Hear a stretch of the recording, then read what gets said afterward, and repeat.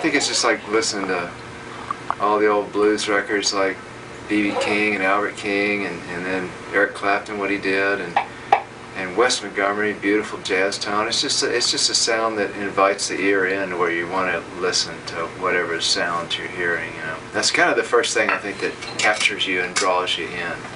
You know, it's just the sound of the music.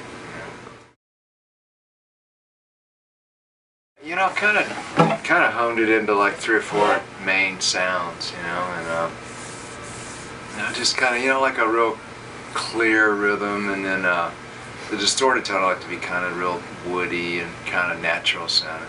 You know. It got to be known worldwide more later, but I remember when I was growing up, there was so much going on. It was all different types of music. You could go hear anything, you know, country, blues, rock, and jazz and stuff. And in fact, I remember the first times I ever went to LA, I thought, God, Austin had more live music going on than, you know, than it seemed that LA did at the time. But it's always been kind of a melting pot of styles and stuff. I don't know, really. I mean, it's just, I use a couple of old Fender twin reverbs for my clean tone, and then I use a couple of old Marshalls for lead and crunch rhythm. And then just, you know, fuzz tone and a tube driver and a TC chorus. That's, you know, kind of the, you know, and then a smattering of different guitars and stuff. But it's kind of stayed the same for quite a while. Yeah, I have a brand new Les Paul, the R9. I love the guitar. It's great. It's just plays great. It actually sounds really good. The new Gibsons, they have the pots are so much like the old one now. When you turn it down, you get that real crystal kind of clear tone, you know. So you kind of get the best of both worlds. You know, you turn it down, you get a real good rhythm, and you turn it up, it sounds like a Les Paul. I actually had an old Les Paul and I sold it because I like the new one better, which is kind of wild. I kept A-B and went, oh, I like this new one. This new one sounds better to me. So that's what I'm using now for my Gibson guitar on the road and stuff. I'm doing this Jimi Hendrix tour. This is the 3rd time I've done it. I think they've done it 5 times. It's where a whole bunch of really nice artists get together and just everybody plays 3 or 4 songs a piece, and it just goes on for like 2.5 hours of all Jimmy's music. It's a fun tour to do, so we're doing that around the East Coast for about 3.5 weeks in November. Yeah, you know, it's Johnny Lang, and Brad Whitford, and Robert Randolph. I think Steve Vai's on this one, Vernon Reid. Yeah, the Los Lobos guys come out from time to time. Susan Tedeschi does it. Of course, Billy Cox will be there, and then Chris Layton on drums, Scott Nelson on bass, and Ernie Isley, and yeah, it's just a whole host of different people coming out. Yeah, I love 335s.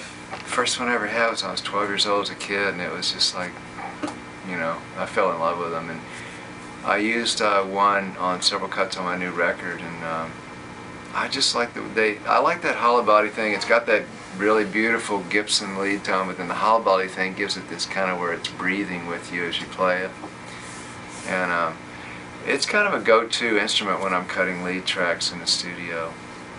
I mean, it's everybody thinks I did. Cliffs of Dover actually was cut on a 335. Actually, everybody thinks I cut it on something else, but no, I actually cut that song on 335. And I end up using them. I kind of go to them pretty often in the studio.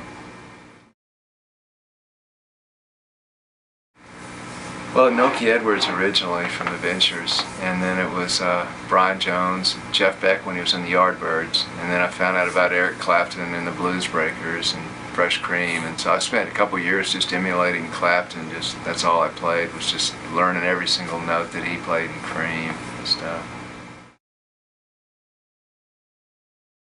Well, I remember I played in a group called Mariani. That was the first original group I played in, and we wrote original songs, and that was the beginning of kind of opening up into that.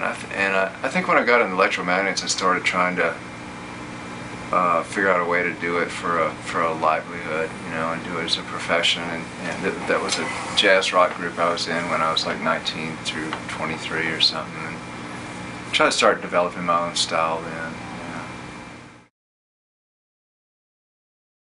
Yeah, I like this folk guy named Tallest Man on Earth. He's really great songwriter, singer, and he actually is a very good guitarist too. It's not the kind of guitar that like goes crazy, but he's got a very good facility of finger picking. So I've been digging him a lot.